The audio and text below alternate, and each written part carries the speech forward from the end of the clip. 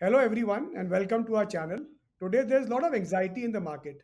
20th जनवरी को Donald Trump US के प्रेसिडेंट बनकर आए उसी दिन से economic and political landscape actually changed he became very active and तभी से there has been series of announcements रोज सुबह पूरी दुनिया उनके ट्वीट का इंतजार करती है कि आज क्या नया अनाउंसमेंट आने वाला है इसी टॉपिक को और अच्छे से समझने के लिए today we have an expert who brings a wealth of knowledge in global macroeconomics and investment strategies, Mr. Ritesh Jain, Director of Eastern Financiers and founder of Pine Tree Macro and NRI Zen.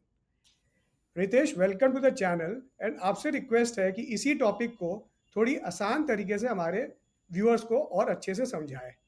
Ritesh start करने से पहले मेरे दो सवाल हैं कि जो हाँ, प्रेसिडेंट ट्रम्प बोल रहे हैं क्या वो एक्चुअली सीरियस है या सिर्फ बोलने के लिए बोल रहे हैं और अगर वो सही में मीन कर रहे हैं तो इसका इम्पैक्ट तो बहुत बड़ा हो सकता है this actually changes the global investment landscape over to you Ritesh thank you Amrish.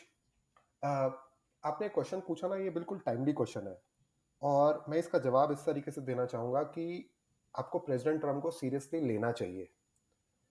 क्यों लेना चाहिए? उसका सबसे पहला कि अगर उनको सीरियस लेना है तो क्यों लेना है, और अगर वो वाकई सीरियस हैं तो क्या हो सकता है। तो पहले क्वेश्चन का जवाब देते हैं। सन 2000 में 2000 में यूएस का जो डेट था वो $6 ट्रिलियन था। राइट 2024 उनका डेट है $36 ट्रिलियन। $30 ट्रिलियन से उनका डेट बढ़ गया है पिछले 24 साल में। बट क्या उस $30 ट्रिलियन के पीछे, अगर मैं क्वेश्चन करूं कि उनको क्या मिला उस $30 ट्रिलियन से, देश ने क्या कमाया? देश ने कुछ नहीं कमाया। देश ने तो सिर्फ एंडलेस वॉर करे, चाहे इराक वॉर हो चाहे अफगानिस्तान वॉर हो। तो उनका तो डेट बढ़ता चला गया और इतना डेट बढ़ गया कि जो प्रीवियस एडमिनिस्ट्रेशन में उनकी ट्रेजरी सेक्रेटरी थी जेनेट येलेन, वो लॉन्ग टर्म बॉन्ड ही इशू नहीं कर पाई। आप सोचो, आपकी कंट्री का डेट बढ़ रहा है बट आप बॉन्ड इशू नहीं कर पा रहे हो क्योंकि लोग खरीदेंगे नहीं। तो ये तो वो सिचुएशन आ गई जो पिछले 600 साल से हर एक एम्पायर के पास आई, जिसने बड़ा होने की कोशिश करी, जिसने एंडलेस वॉर करे बड़ा होने के लिए। आप बड़ा होना चाहते हो तो वॉर भी करने पड़ते हैं। एंडलेस वॉर करे, वॉर करोगे तो आपको उसके साथ में डेट भी आ जाता है। तो अगर वो डेट भी आ गया तो जेनेट येलेन जो 75% अपना बोरिंग लॉन्ग टर्म बॉन्ड में करती थी, उनके आने से पहले 75% of US borrowing used to be long term bond, right और 25% होता था जिसे हम ट्रेजरी बिल कहते हैं, जो यस इंडिया में भी ट्रेजरी, जो एक साल से कम होता है उसे ट्रेजरी बिल बोल सकते हैं। एक साल के ऊपर होता है उसे हम लोग लॉन्ग टर्म बॉन्ड्स बोल सकते हैं। Just although long term bond 10 साल के ऊपर होता है, बट मैं आपको जनरली बता रहा हूँ। यस पिछले 2 साल के अंदर जेनेट येलेन ने 75% जो बोरिंग करी वो ट्रेजरी बिल में करी, और जो लॉन्ग टर्म बोरिंग करी वो सिर्फ 25% करी।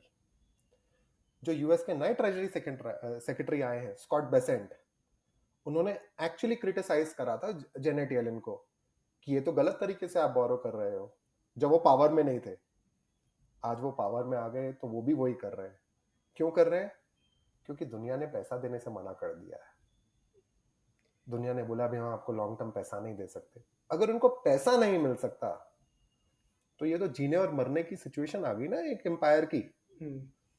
It's always about debt. जितने भी एम्पायर्स आप हिस्ट्री में देखोगे, रोमन एम्पायर से लेकर, सबका एक पॉइंट आया कि उनका डेट इतना बढ़ गया। और इसमें एक पॉइंट और है, first time in the history of US जो डेट पे इंटरेस्ट पे करेंगे ना, is more than the expenditure on defence. Okay never has happened. सोचो, आपकी आपके देश का पहला एक्सपेंडिचर इंटरेस्ट है, डिफेंस पे भी नहीं है। बहुत तो बड़ी ये, बात है ये हाँ, तो ये सिचुएशन ना एक ऐसी आ गई है कि ट्रंप अगर इसे, उनको ये सिचुएशन दे दी गई है। खैर 4 साल वो भी प्रेसिडेंट थे बीच में, लेकिन ये सिचुएशन उनको दे दी गई है कि भाई ये सिचुएशन अभी सॉल्व करनी है। या तो आप बड़े हो जाओ, फिर से बड़े होने की कोशिश करो, लेकिन आप बड़े कैसे हो इसके बियॉन्ड? आप कैसे वॉर लड़ लो? तो आपको जो इतने सब ट्वीट्स दिखाई दे रहे हैं, इतना सब आपको जो दुनिया में चेंजेस दिखाई दे रहे हैं, वो सिर्फ इसीलिए दिखाई दे रहे हैं। सिर्फ इसके बियॉन्ड मत सोचो आप। डेट, हर एक एम्पायर का जो डाउनफॉल हुआ है वो वॉर्स और डेट से हुआ है। प्रेसिडेंट ट्रंप अपने एम्पायर को छोटा करना चाहते हैं, डाउनफॉल नहीं देखना चाहते हैं। So he talks about make America great again. Yes. MAGA. Yes. तो what does that mean? Now the second part is, अगर हमें ये समझ में आ गया कि उनको आपको सीरियसली लेना है क्योंकि उनके पास चॉइस नहीं है, व्हाट डज दिस मीन? बोलना तो आसान है, हाँ यार हम चेंज कर रहे हैं। चेंज क्या कर रहे हो आप? तो उसके लिए मैंने कुछ स्लाइड्स बनाई हैं कि चेंज क्या कर रहे हो। देखो, यूएस ने ना अपना पूरा प्रोडक्शन बेस 1971 के बाद और लिटरली आफ्टर 2001 के बाद, जब उन्होंने चाइना को अलाउ करा डब्ल्यूटीओ में आने को, वर्ल्ड ट्रेड ऑर्गेनाइजेशन में आने को उन्होंने अलाउ करा। Actually China was not ready for to be a part of WTO, उन्होंने अलाउ करा क्योंकि यूएस में कॉर्पोरेट सेक्टर को अपनी प्रॉफिटेबिलिटी बढ़ानी थी। आप प्रॉफिटेबिलिटी कैसे बढ़ा सकते हो? जब आप अपने ऑफशोर करो दो जॉब्स, आप अपना मैन्युफैक्चरिंग बेस भी शॉप, ताकि दूसरी कंट्री सस्ते में बनाए और फिर आपके आकर बेचे। उससे क्या हुआ? आपकी नौकरियां चली गई। ओके, पिछले 5-7 साल का जो हम लोग फेंटानिल का क्राइसिस भी बोल रहे हैं, लोगों के पास नौकरी नहीं है तो ड्रग्स पे चले गए। करेक्ट? यस। तो अभी अगर आपका मैन्युफैक्चरिंग बेस आपके पास नहीं है, आपका सबसे बड़ा एक्सपोर्ट आपका डॉलर है, ओके, तो आप कैसे सिचुएशन सॉल्व होगी? वो सिचुएशन सॉल्व करने के लिए सबसे पहली चीज आपको करनी पड़ेगी कि आपको अपना मैन्युफैक्चरिंग बेस जो है वो क्रिएट करना पड़ेगा। आपको शायद एक चीज पता होगी कि इंडिया का manufacturing as a percentage of GDP 14% है। ओके, और हम लोग बोलते हैं बहुत कम है यार, बहुत कम है। करेक्ट? यस। यूएस को आपको पता है कितना है? सिर्फ 10%। अच्छा, सिर्फ 10%। This is an eye opener. हाँ, तो उन्होंने सारा का सारा ये ऑफशोर कर दिया। तो अगर आपके पास आपकी मैन्युफैक्चरिंग नहीं है, आप पूरे नेटो के साथ मिलकर आप उतनी गोलियां नहीं बना पा रहे हो जो रशिया अकेला बना पा रहा है। ओके, आपका एआई रिलेटेड जो बूम है उसके लिए सारा मटेरियल चाइना से आ रहा है, आपके पास क्रिटिकल मटेरियल नहीं है, तो आप कैसे चेंज करोगे ये सब चीजें? तो रितेश, इसी पर एक क्वेश्चन आता है। अमेरिका में फैक्ट्री का कंस्ट्रक्शन तेजी से बढ़ रहा है, लेकिन इससे बाकी डेवलपिंग कंट्रीज पे क्या इम्पैक्ट पड़ेगा? क्या ये दूसरे देशों के लिए एक वार्निंग साइन है कि उन्हें भी अपनी इंडस्ट्रियल पॉलिसीज रीथिंक करनी चाहिए? हाँ, तो पहली बात, कंस्ट्रक्शन स्पेंडिंग सिर्फ प्रेसिडेंट ट्रंप ने चालू नहीं करी। आप ये चार्ट देखो, 2021-22 से आपको चालू हो गया था ये चीज। जो पिछले प्रेसिडेंट थे ना, प्रेसिडेंट ट्रंप, प्रेसिडेंट बाइडेन, उन्होंने 2 एक्ट लाए, चिप्स एक्ट और आईआरए एक्ट। आपने नाम सुने होंगे, जो हम लोग अभी महीने भर से बात नहीं कर रहे, क्योंकि उन्होंने प्रेसिडेंट ट्रंप ने उन एक्ट को डिफंक्ट कर दिया, लेकिन उसके बदले नया लेकर आएंगे, बस नाम नया होगा। ओके, ये फैक्ट्री कंस्ट्रक्शन पहले ही चालू हो गई थी 2 साल पहले। अभी आप सिर्फ दुनिया को बता रहे हो कि हम ये कर रहे हैं, पहले आप बता नहीं रहे थे। पहले हमें वॉल स्ट्रीट जर्नल में सुनने को मिलता था, हाँ यार ये लोग कुछ कर तो रहे हैं, टीएसएमसी की फैक्ट्री बन रही है। ओके, आप दुनिया में अपने एलाइज को बुला रहे हो। तो यूएस की construction, factory construction has started going. ये सिर्फ मैंने कंस्ट्रक्शन स्पेंडिंग ली है, और इसमें एआई डेटा सेंटर्स नहीं है, वो अलग से है। तो ये सिर्फ कंस्ट्रक्शन स्पेंडिंग ऑन फैक्ट्रीज है। आपने जो बाकी क्वेश्चन पूछा ना कि क्या उससे दुनिया में क्या होगा, तो वो भी मैं साथ में इसके ना दूसरी स्लाइड्स के हिसाब से आपको एक्सप्लेन करूंगा। बट पहले आप इसके देखो कि कहां था। आप देखो 2020 तक आपको दिखाई भी नहीं देता था। ओके, कितना छोटा छोटा सा, राइट? 2021-22 से आप देखो। और दूसरा, अभी प्रेसिडेंट ट्रंप आए तो उनसे 6 महीने पहले कंस्ट्रक्शन होनी थोड़ी बंद हो गई। एक नया रेजिम चेंज होता है तो आप भी बोलते हो ना, as a owner of capital, थोड़ा रुक जाते हैं, नए वाले की पॉलिसीज देख लेते हैं। अभी नए वाले की पॉलिसीज तो उससे भी ज्यादा अग्रेसिव है जो पुराने वाले की। तो यू कैन एक्सपेक्ट कि massive construction spending will happen in US. देखिए, 2 क्वेश्चन है इसमें, क्या वो अचीव कर पाएंगे लोग? हर कोई ना मुझसे क्वेश्चन पूछता है, यार वो कर तो नहीं पाएंगे। ओके, वो तो बहुत महंगे हो, कर नहीं पाएंगे। मैं यहाँ 2 चीजें बोलता हूँ कि क्या वो करने की कोशिश करेंगे, और वो कर नहीं पाएंगे हमें 5-7 साल के बाद पता चलेगा, बट कोशिश तो होगी। तो एज एन इन्वेस्टर आपको ये सोचना है, more money is made in journey than the destination. Right, तो हमें तो एकदम सही। उसी में इन्वेस्ट करना है। हुँ, तो वो जर्नी क्या है, वो अलग से डिस्कस करेंगे हाँ, कभी और। अभी आप रीशोरिंग में देखिए उन्होंने क्या-क्या कर रहे हैं वो चीज़। हाँ, जब मस्क अपनी फैक्ट्री की बात कर रहे थे कि हम लोग इंडिया में लगाएँगे, उन्होंने उस पे भी ट्वीट कर दिया। ओके, टीएसएमसी का $100 बिलियन की इन्वेस्टमेंट्स आ रही है एरिज़ोना में कि भाई चिप्स हाँ, आकर हमारे यहाँ बनाओ। आप सोच सकते हो एप्पल को, after a stern talk with Trump, see the starting of yes, the word, after the stern talk with Trump, Apple has just announced this kind of investment. Okay, right, मैं मानता हूँ $500 बिलियन, हाँ, $1 trillion बोलने में अच्छा लगता है, but उससे हमें उस नंबर में नहीं जाना है। हमें उस नंबर के पीछे जाना है वो इंटेंशन से, कि इंटेंशन क्या है। हाँ, आप ये इंटेंशन देख रहे हो कि धीरे धीरे, मैं ये नहीं बोल रहा हूँ कि इंडिया के जो फैक्ट्री जॉब्स हैं एप्पल वाले वो यूएस चले जाएंगे, हम तो $3,000 पर कैपिटा है। Hmm, but massive new investments will come in US because they will make the industrial policy in such a way कि more and more investments will come, especially from allies. और right, वो क्यों होगा आगे और वो allies कैसे करेंगे, वो सब भी आज पर डिस्कस करते हैं। बट रीशोरिंग अभी प्रायोरिटी हो गई, नो फ्रेंड शोरिंग। आप सोच के देखो, no friend shoring, right. No near shoring, it's only reshoring. नहीं, आज से इसमें 2 साल पहले। इसमें मेरा एक और क्वेश्चन है कि ये हाँ, आइसोलेशनिज़्म स्ट्रैटेजी जो अमेरिका का है, ये क्या हाँ, ग्लोबल इन्फ्लुएंस को वीकेन करेगा? क्या ये हाँ, एक स्मार्ट स्ट्रैटेजी है जो लॉन्ग टर्म बार्गेनिंग पावर को स्ट्रॉन्ग करेगा? Is it just a okay, bargaining power? नहीं, यूएस ना अभी दुनिया का बर्डन अपने साथ लेना ही नहीं चाहता है। देखो, ये ना रिस्पॉन्सिबिलिटी होती है रिजर्व करेंसी की, कि अपना जीडीपी दूसरे के साथ शेयर करे, शिपिंग लाइन सेफ रखे ताकि global, shipping lines are safe ताकि आप ट्रेड एंड कॉमर्स हो पाए। ओके, ट्रेड डेफिसिट रन करे ताकि उसका ना वो ज्यादा गुड मंगवाए, डॉलर कहीं जाए और वो डॉलर पूरी दुनिया में फिर यूज हो एज अ रिजर्व करेंसी। हाँ, यूएस बोलता है अभी मुझे ये सब नहीं करना है, अभी मुझे एम्पायर नहीं रहना है। आपको लिटरली मुंह पर ये नहीं बोल सकते कि I do not want to be the reserve currency, आप उस दिन सब बेच कर निकल जाओगे ना। हुँ, यस, बट सारे एक्शन, आप actions is more important than the words they are speaking. You need to right, look at their actions and not literally take them on the words which they are taking.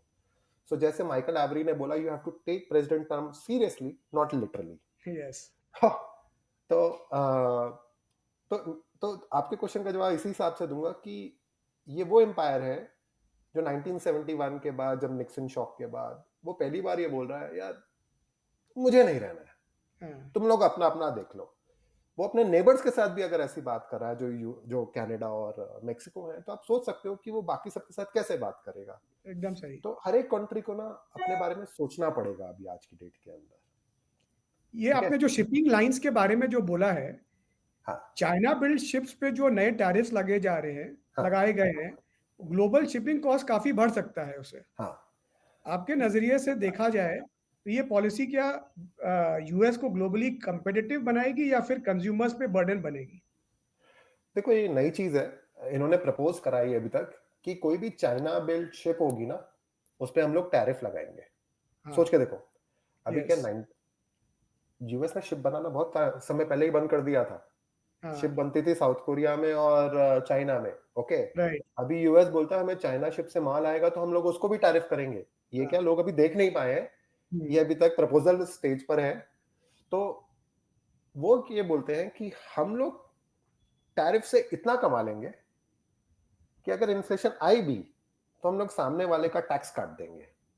Okay, okay, तो मैं तो ये, they are juggling so many balls at the same point of time that something can go wrong. Hmm, but the thinking is very clear कि tax cut should be replaced by tariff. Short term में inflation आ सकती है या फिर दूसरी countries can absorb the cost. Okay, but the whole point is to dissuade Chinese ships या फिर encourage ship building hmm. In US.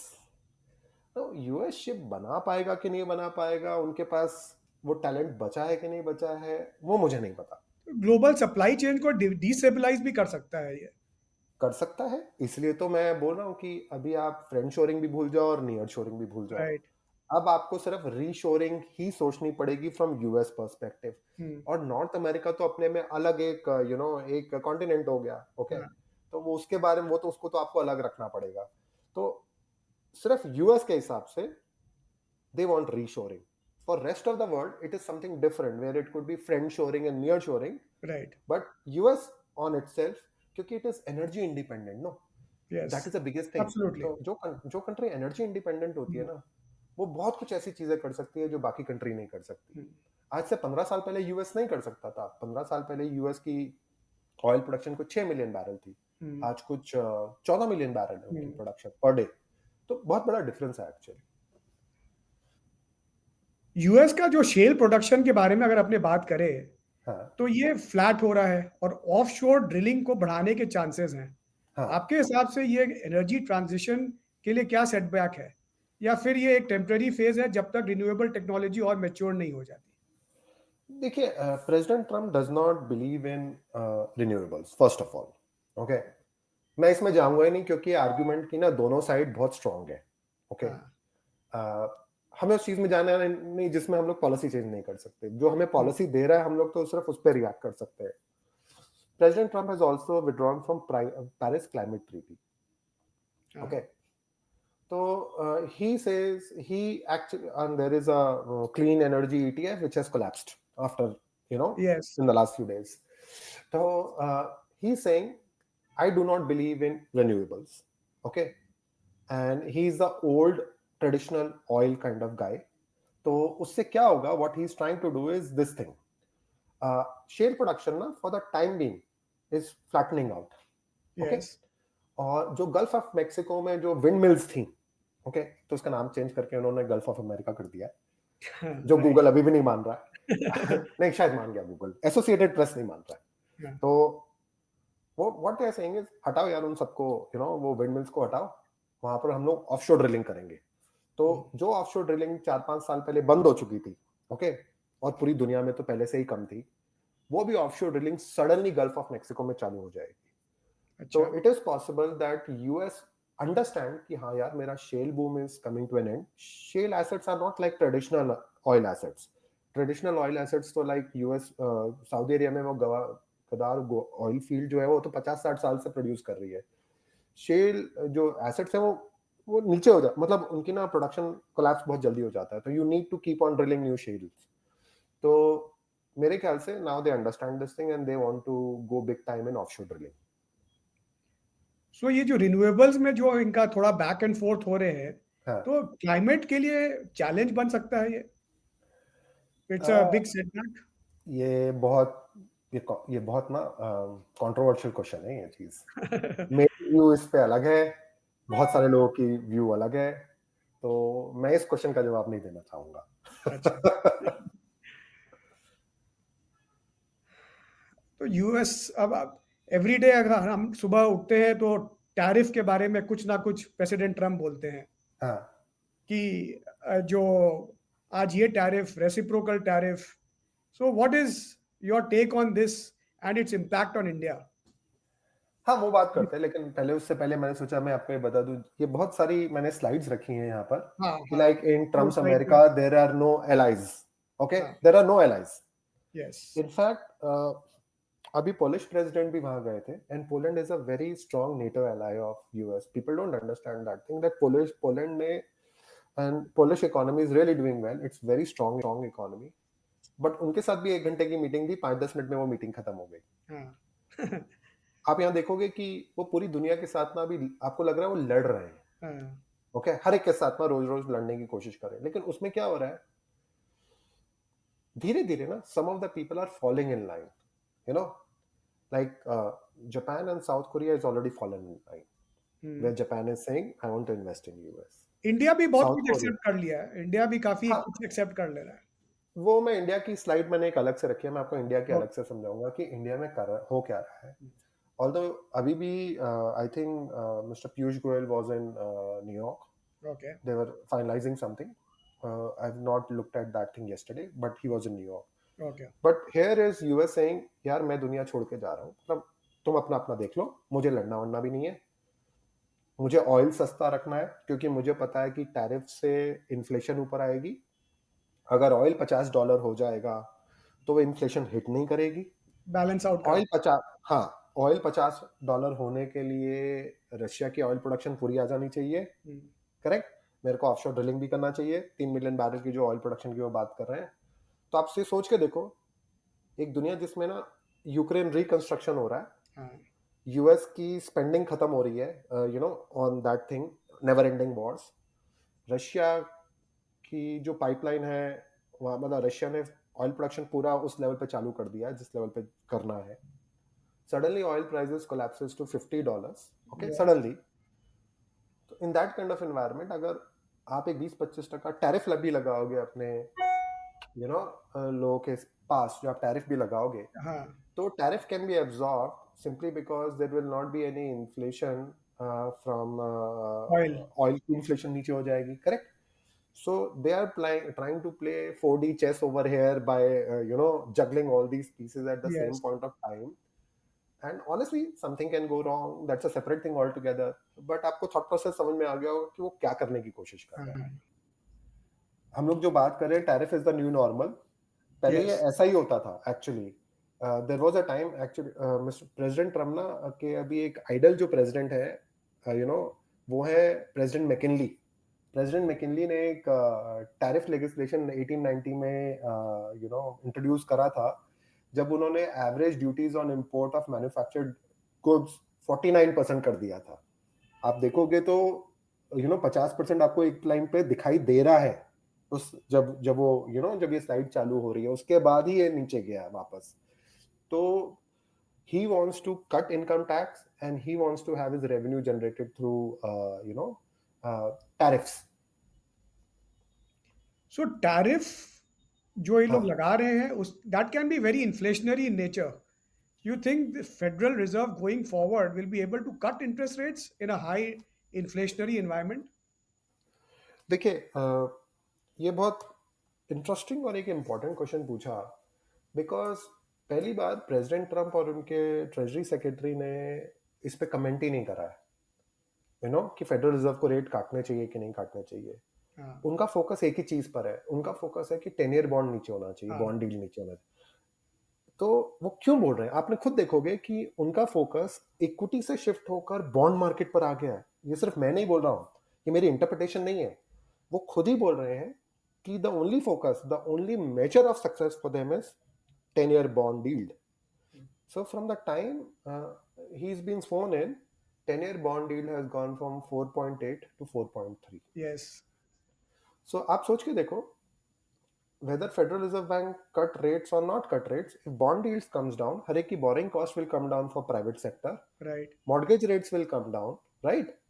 So he is focused कि अगर मैं किसी तरीके से अपना डेफिसिट काट पाऊँ, ओके, तो लोगों को कॉन्फिडेंस मेरे पे ज़्यादा आएगा, तो वो हमारा बॉन्ड खरीद पाएंगे, या फिर मैं अपना डेफिसिट कम होऊंगा तो मुझे बोरो भी कम करने की ज़रूरत पड़ेगी।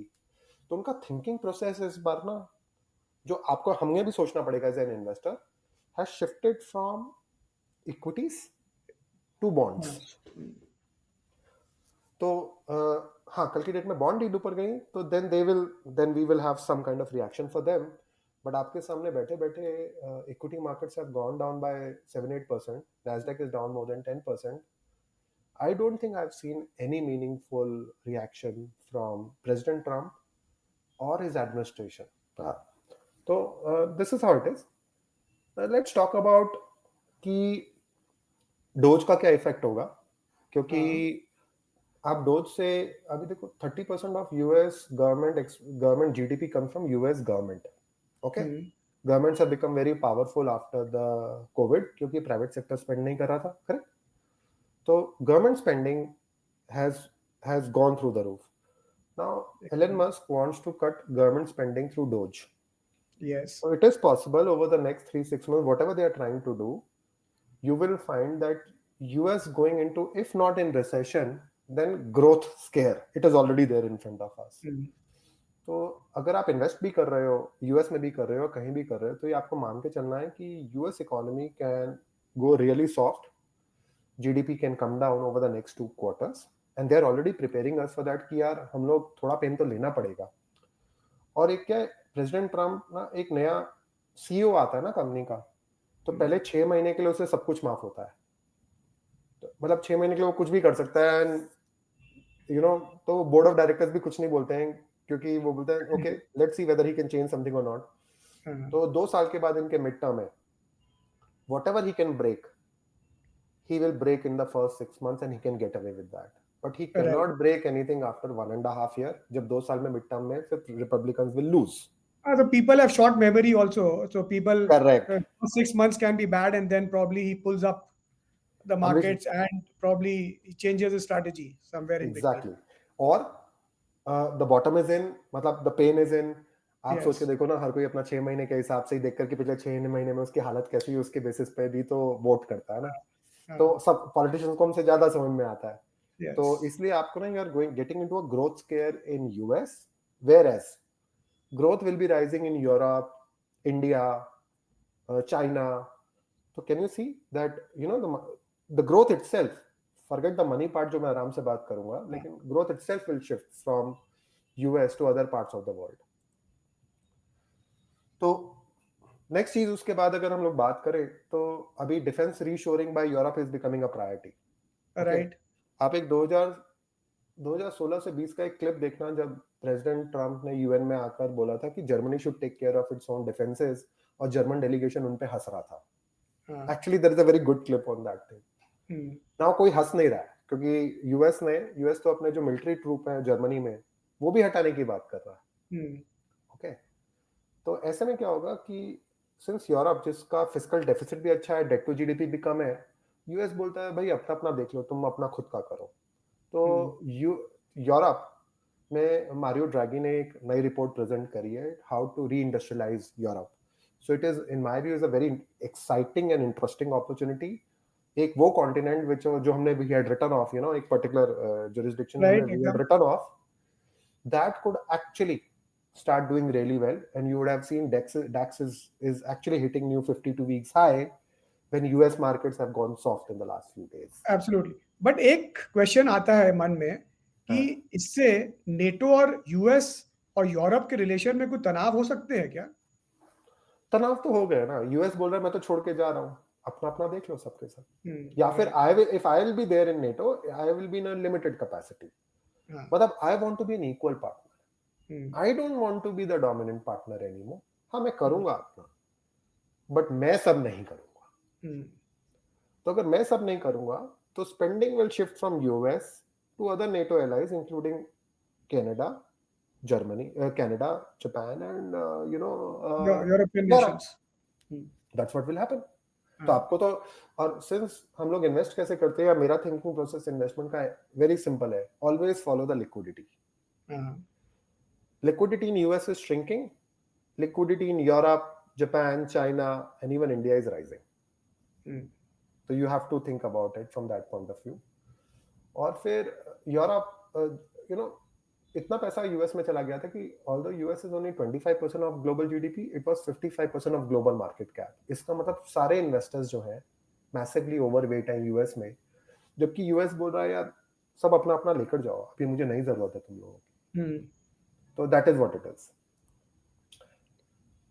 नेक्स्ट मैंने सोचा कि चलो यूक्रेन रिकंस्ट्रक्शन की भी बात कर लेते हैं। क्यों? क्योंकि अगर president Trump wants peace in Ukraine, then there is nobody else who can replace US in fighting, in supporting Ukraine, because Europe is too weak militarily. 10 साल के बाद if they rearm and do everything, then they might be able to do it, but today they cannot. So it's a matter of time, peace will break out। Peace का मतलब एक चीज होता है, Ukraine is not a barren land, Ukraine के पास ना बहुत उपजाऊ लैंड है, फर्टाइल है। और ये लोग जो बहुत फर्टाइल है, it is the top 3 growers of wheat in the world. और दूसरा ये जो रॉ मटेरियल, या ये क्या बात कर रहे हैं कि हमें एक डील करनी है, यूक्रेन के पास कुछ रेयर अर्थ मेटल्स वगैरह क्या है मुझे नहीं पता है, बट अगर वो बात कर रहे हैं, इसका मतलब वो बहुत इंटरेस्टिंग सी जगह है जहां पर people would want to invest. The total cost of Ukraine and Gaza reconstruction, because आगे पीछे आपको ये मान के चलना है कि गाजा में भी सीज फायर होगा, हम्म, तो दोनों मिलकर पीपल से it is between $800 billion to $1 trillion. wow, that's a very big number.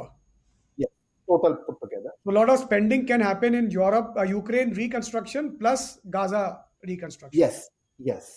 So आपके मान के, और मैं हमेशा ना again always follow the liquidity. Hmm, I know मैं एक बहुत इनसेंसिटिव सी चीज बोलूंगा, लेकिन wars are good for, you know, and construction is very good for equity equity markets. markets.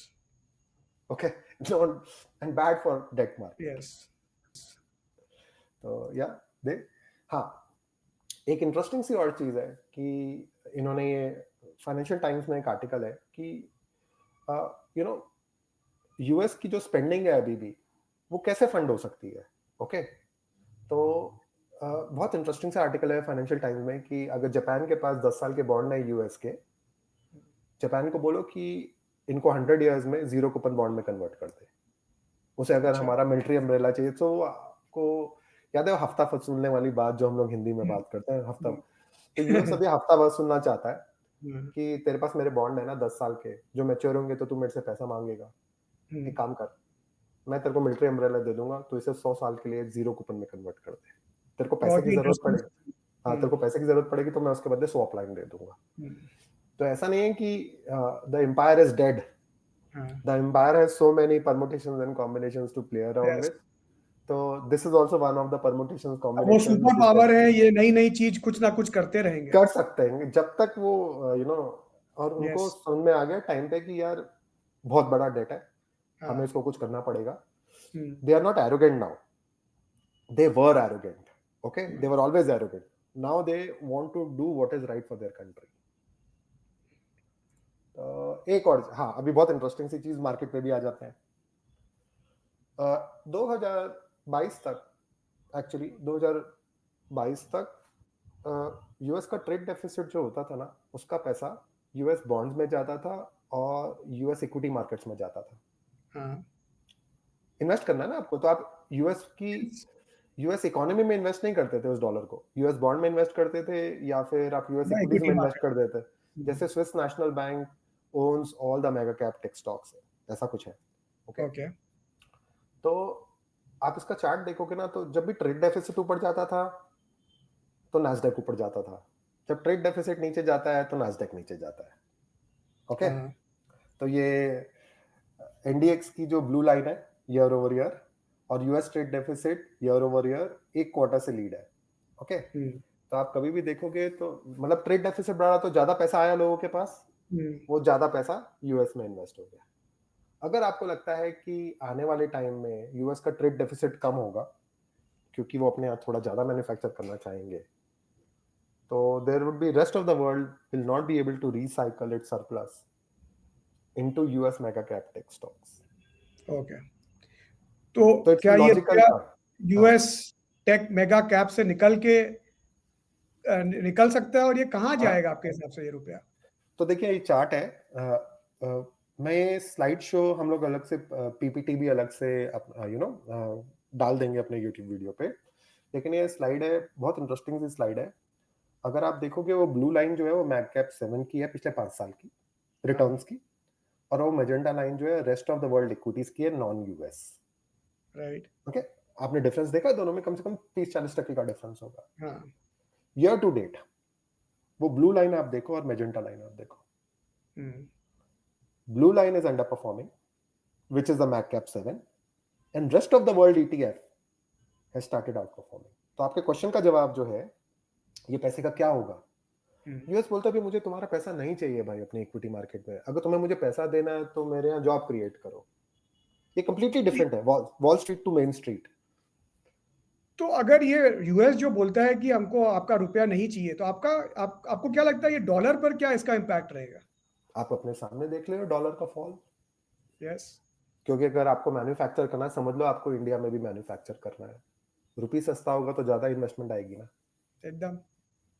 US dollar अगर ऊपर होगा तो एलाइज के पास, allies will not be able to invest in US, but US dollar नीचे होगा और उनकी करेंसी अगर ऊपर होगी, they can all invest in US. So they want US lower bond deals lead to lower US dollar. And lower US dollar means the rest of the world can invest in US, and US says, don't invest in my markets, invest in my So real. we talk about US exceptionalism. US Yeah. markets have done so well. हाँ, And Indian markets in the last 6 8 months have taken a correction, but हाँ, US markets उस समय काफी steady रहा है. correct. So seeing that investors actually are getting carried away and wants to invest in US markets, Yes, diversify their portfolio. correct. ये set of investors को आपकी क्या सलाह होगी? आई थिंक द चार्ट्स तो आपका कुछ और ही कुछ बोल रहा है कि money is actually moving out of Mag 7 and moving to rest of world. हाँ, क्योंकि यूएस ने हमें बोल दिया है, मेरे यहाँ इन्वेस्ट मत करो मेरी मार्केट्स में, फाइनेंशियल मार्केट्स में मत इन्वेस्ट करो, तुम्हें मेरे यहाँ इन्वेस्ट करना है तो मेरी रियल इकोनॉमी में इन्वेस्ट करो. रियल इकोनॉमी में. तो I will want to buy stocks which are related to real markets, real assets rather than financial markets. It's a very simple thing. They've told us. और आपने difference काफी बड़ा देख लिया होगा रेस्ट ऑफ द वर्ल्ड और US में. It's a right. Start. अभी तक तो कोई निकला भी नहीं है. ये तो लोग हैं जो जिनका ना माइंड जो 10 साल से जो नए फंड मैनेजर आए हैं उन्होंने एक ही चीज देखी है, वो समझ ही नहीं पा रहे हैं कि दुनिया चेंज हो चुकी है. जिस दिन वो समझना चालू करेंगे उस दिन तो बड़ा एक्सोडस होगा यूएस स्टॉक से. प्लस अगर वॉरेन बफे का स्टेटमेंट को जो देखा जाए हाँ. कि US market cap to GDP is almost at 210%. Yes. उनका ये इंडिकेटर काफी है कि ये यूएस मार्केट्स काफी एक्सपेंसिव है. हाँ. So it we could see correction मेरे ख्याल से चालू हो गई है. And I think you could see rest of the world outperforming US in my view. और उसमें एक चीज और आ जाती है कि अगर यूएस डॉलर हम लोग नहीं रखना है क्योंकि US doesn't want our money, it wants only in real economy, और वो हमें फाइनेंशियल मार्केट्स में भी बोल रहा मत डालो, तो gold is coming back as a neutral reserve assets. मतलब लोग increasingly they will central banks increasingly will buy gold in their reserves rather than dollar. Okay, क्योंकि कल की डेट में कोलंबिया को जैसे यूएस ने बोल दिया था, एक IEEPA करके एक है कि अगर उन्होंने एक्ट लगा दिया तो they can actually decide not to pay you interest on your treasuries. उन्होंने कोलंबिया पे लगा दिया था. वो चाइना के बारे में बात करे, take your capital and go away. So ये जो रेस्ट ऑफ द वर्ल्ड है ना, ऐसा नहीं है कि यूएस को बेचेगा नहीं. वो मैं आपको अलग से 2 लास्ट स्लाइड्स में मैं आपको बताऊंगा कि वो कैसे होगा. लेकिन gold is finally coming back to the neutral reserve asset. आपने देख लिया होगा गोल्ड की स्ट्रेंथ में, राइट. गोल्ड की वॉलेटिलिटी खत्म हो चुकी है. गोल्ड अभी मूव ही नहीं करता है नीचे, आप कितना भी उसके बेचने की कोशिश कर लो. तो इट इज समथिंग लाइक कई सालों से गोल्ड को एक इम्पोर्टेंट इन्वेस्टमेंट एसेट की तरह से इसका प्रचार कर रहे हैं. So what is your take on gold going forward, specially after this change? मैं ये मानता हूँ कि gold has entered back the neutral reserve asset. इसका मतलब जब तक कोई दुनिया में नया हेजीमॉन नहीं आएगा जो अपना जीडीपी दूसरे के साथ शेयर करना चाहेगा, जो अपनी मिलिट्री पूरी नेवी लगाएगा दुनिया की शिपिंग लाइन को सेफ रखने के लिए, जो करंट अकाउंट डेफिसिट रन करेगा, जो इतना बड़ा कंज्यूमर होगा, जो यूएस जितना बड़ा कंज्यूमर है, gold will continue to play the role which it has existed for the last 5,000 years. It's just that once you have a new hegemon, we will discuss at that point of time, but I cannot see that thing today. Right. So एक और discuss कर लेते हैं उसमें कि ये पैसा खर्च कैसे होगा, क्योंकि गवर्नमेंट ऑलरेडी इंडेटेड है, प्राइवेट सेक्टर खर्च नहीं करना चाहता है पैसा. ओके, तो ये पैसा खर्च कैसे होगा? तो आपने नई चीजें सुनी होंगी, सोवरेन वेल्थ फंड. यस. सोचो आपकी कुछ एसेट्स हैं, हर एक गवर्नमेंट के पास एसेट्स होती हैं, जैसे यूएस गवर्नमेंट के पास भी एसेट्स है. उसके पास गोल्ड की वैल्यू है समझ लो $800 बिलियन. आप उसको बेचो नहीं, उसके सामने आप किसी भी बैंक से लीवरेज मांगोगे तो आपको मिल जाएगा. You leverage it by 10 20 30 times and then you invest in the sectors in which you think are critical to your country's importance. This is the new way of credit creation. India भी बात कर रहा है, Indonesia, Britain, US का तो खैर सबने देख ही लिया है. सो आई थिंक ये आपको ध्यान में रखना पड़ेगा कि this can be the new way credit can be created, क्योंकि गवर्नमेंट्स के पास बहुत ज्यादा डेट है. चलिए आखिर की 2-3 स्लाइड्स बात कर लेते हैं कि पहले का सिस्टम कैसा होता था और नया सिस्टम कैसा है. पहले का सिस्टम होता था कि यूएस ने अपने टैरिफ कम करे और offshore manufacturing to the rest of the world. World sends good to US consumers. Correct? It's a very simple process. Yes. US sends USD to world for goods, correct? World then invests USD in US capital markets, not in real economy, in US capital markets, US bonds, US equities. US collects income tax from US citizens to finance US deficits. In 1971 से लेकर 2024 का जो system है वो ये system था. इस system में जो पैसा सिर्फ कैपिटल मार्केट में जाता था, जो कैपिटल मार्केट के पास के लोग थे, वॉल स्ट्रीट जिसे बोलते हैं, जो इंडिया में दलाल स्ट्रीट बोलते हैं, those people became rich and everybody became poor. Right. Income equality देख ली होगी ना, उनके पास Yes. बिलियनियर्स है, करेक्ट? हाँ. वो इसलिए हुए क्योंकि ये सिस्टम इस तरीके से था. नया सिस्टम क्या है? नया सिस्टम है कि हम अपना टैरिफ बढ़ाएंगे और अपना इनकम टैक्स कम करेंगे. जैसे आप इनकम टैक्स कम कर देते हो, you put more money in the hands of people, correct? हम अभी भी दुनिया को यूएसडी भेजेंगे, अपने टैरिफ यूएसडी भेजेंगे टू पे for the tariffs as US demand booms. Right. Okay. US sends USD to world for goods. Okay. USD तो भेजेगा goods के लिए. और but वो world invest that USD in US factories. Not in US capital markets, US factories to address US demand. मतलब आपकी factory बनेंगी, उन्हीं फैक्ट्री में आपकी कंट्री से वो आपकी डिमांड हम लोग सेटल करेंगे. और यूएस क्या देगा? यूएस इन कंट्रीज को बोलेगा कि जो तुम्हारा यूएसडी है ना, उसके अगेंस्ट स्वैप लाइन ले लो. मतलब उसको बेचना नहीं हमारे बॉन्ड्स को. उस बॉन्ड्स के बदले कभी भी तुम्हें पैसे की जरूरत पड़ेगी ना, हम वो पैसा तुम्हें दे देंगे. जैसे इंडिया भी स्वैप लाइन की बात करता है आजकल. Yes. और जो नेट सरप्लस है ना रेस्ट ऑफ द वर्ल्ड का, वो यूएसडी में इन्वेस्ट नहीं होगा, वो गोल्ड में इन्वेस्ट होगा. ओके. सो ये बहुत इंटरेस्टिंग सा है कि capital flows under what Trump, Bessent and Mr. Lutnick are proposing are 180 degrees opposite of the flows of the past 40-50 years and very bullish for US and global growth. US growth also क्योंकि factories बनेंगी ना. तो real economy उनकी अच्छी करेगी. Correct. Real economy over financial markets. Same thing in India also. Real economy over financial markets. Okay. How many people are, even in India, आपकी markets down ना, but 84% of the people have got increase, their salary is, tax cut के कारण. Yes. Same thing US is saying, मैं middle income tax cut कर दूंगा. Okay. और फिर immigration खत्म कर दूंगा, तो blue collar wages will rise. Correct. So this is a system which is different from the last 40 to 50 years and very bullish for US and global growth. US industrial base, gold, and Luke Groman लिखते हैं कि Bitcoin के लिए भी. मेरी view bitcoin पे नहीं है. What Trump, Bessent and Lutnick are advocating will force the world to settle net trade balance in a neutral reserve asset. We care not what Bessent says about revaluing gold. If the Trump administration continues pursuing the policy they appear to be, those policies will likely revalue gold far higher than anyone can imagine present. Wow. तो system change हो रहा है आपके सामने. बहुत बड़ा change है ये. 1971 से 2024 का सिस्टम था हमारी मार्केट्स में पैसा डालो. 2024 के बाद का पैसा हमारी मार्केट में नहीं चाहिए. हमें पैसा हमारे लिए हमारी फैक्ट्रीज में पैसा डालो. ओके. और हम लोग मिडिल क्लास का टैक्स कट करेंगे. आप समझ गए? मतलब ये क्या, मैं भी थिंकिंग प्रोसेस है. It's a complete change in thought process. It's a complete change in the way you will be investing your money. It changes the investment landscape completely. Correct. That is what I think. The way we invest and we think about. Yeah. एक last slide India पे बात कर लेते हैं क्योंकि everybody wants to know about India. तो India में ये क्वेश्चन मेरे को रोज आता है कि president Trump talks about something on tariff, reciprocal tariff. This impacts the market and investors sentiments as well. So what do you think will be the actual impact of tariff on India and the markets?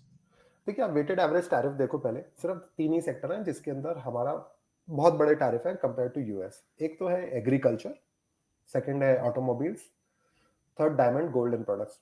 I think पहले वाले की बात सबसे ज्यादा जरूरी है. India में ना लैंड होल्डिंग्स बहुत छोटी छोटी सी हैं, तो इकोनॉमीज ऑफ स्केल नहीं आता. तो we are very uncompetitive compare to the rest of the world because of land holding. दुनिया में कॉर्पोरेट लैंड होल्डिंग्स होती है ना. तो मुझे नहीं पता कि सेटल कैसे होगा क्योंकि ये बहुत सेंसिटिव इशू है इंडिया के लिए. अभी भी major part of our population is in villages only, no, is a part of Yes. Agri economy. तो ये कैसे इशू होगा मुझे नहीं पता इस चीज का।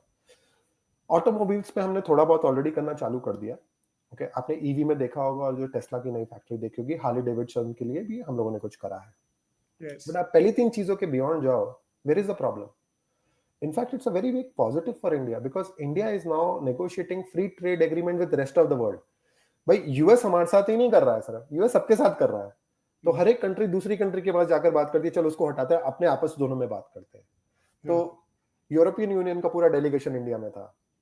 Israel, finance minister was in India with 100 of the top corporates. Britain ने वापस फ्री ट्रेड एग्रीमेंट इंडिया से बात कर ली है। ओके, इस समय US has toned down its criticism of India and Mr. Piyush Goyal is in US discussing, चलो ठीक है, बाकी सब चीजें तो है, ये चीज भी और डिस्कस करते हैं, because US also wants to have a free agreement with India. तो आई थिंक मैं एग्रीकल्चर और ऑटोमोबाइल्स की को मैं साइड में अगर रख दूं, तो मैं नहीं मानता कि इससे कुछ बड़ा इम्पैक्ट होगा। सो ये सेंटिमेंट इम्पैक्ट ज्यादा है मार्केट में, आई थिंक लॉन्ग टर्म के लिए पॉजिटिव ही है आपके हिसाब से?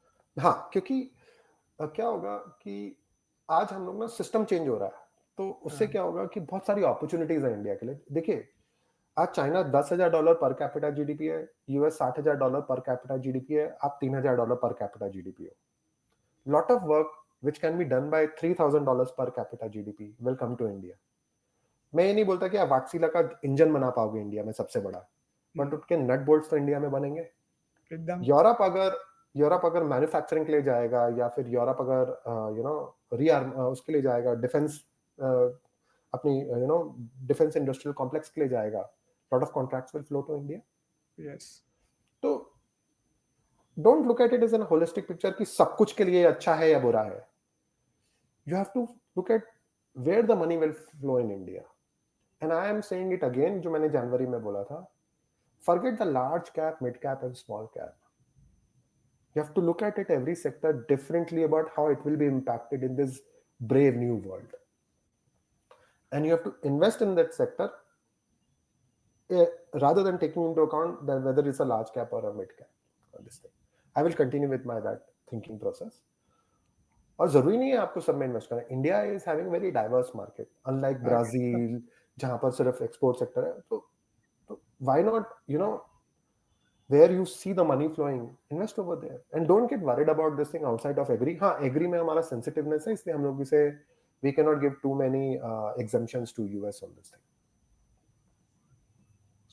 So we got a lot of clarity from today's presentation. You had a very powerful presentation, Ritesh, I must say, and we got a lot of clarity. And ये investors को भी, हमारे investors को भी काफी help करेगा, because ये जो investment climate है, investment landscape को पूरा change कर रहा है। ट्रम्प की पॉलिसीज, फर्स्ट जैसे आपने कहा कि पहले 6 महीना 8 महीना can be volatile, can be, we can correct, but in the longer run, specially the US markets, but longer run I think ये सब पॉलिसीज वर्ल्ड के लिए अच्छी रहेगी। इनफैक्ट यूएस का डेफिसिट भी अगर कंट्रोल होता है तो लिक्विडिटी श्रिंक होगी, वो मार्केट्स को इम्पैक्ट जरूर करेगी, but world will be a safer place, I would say. I would say that US will spend less, rest of the world will spend more. जो पहले यूएस करता था, that's the only difference. तो US की spending अगर कम होगी, rest of the world की होगी, तो आप इन्वेस्टमेंट क्लाइमेट के हिसाब से देखोगे तो you have to look at more towards rest of the world rather than the US. Yes, so money based, so US exceptionalism kind of is maybe coming to an end, we can say. Yes, and they want it. It's not that we want it. Yes, it is that it is there. It is that they want it because they've understood कि नहीं चल सकता है और ज्यादा। एक slide और दिखा देता हूँ, because we manage. You also run a global asset allocation global fund, which has global done very well, in fact. Exactly. So blue line is our line. What is the style of managing the money there, and what strategy went right, and what calls went right? So मैं Vanguard की एक study है, 70% of the returns are attributable to asset class itself. Forget about anything else. So the fund invest only in ETF. Actually 90% is in ETF, 10% in possibly in global stocks where there are no ETF. So what worked for us was very clearly last year worked for us was Argentina, gold, uranium. That is what worked for us. So we've actually beaten all the benchmarks over here. You have that, and actually it's a more of a compliance related issue that if you want want to know more about the fund or how it is invested, what are the top holdings and all, you can write to me at ritesh@pinetreemacro.com.